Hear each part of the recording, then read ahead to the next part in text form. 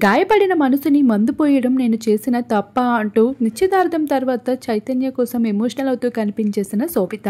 శోభిత కోసం అందరికీ తెలిసిందే, తను వేసుకునే బట్టలు ఉంటున్న తీరుపై ఇప్పటి వరకు ఏ ఒక్కరూ ప్రశ్నించకపోయినా ఇప్పుడు మాత్రం అందరూ ప్రశ్నిస్తున్న వాళ్ళే ఎక్కువైపోయారు.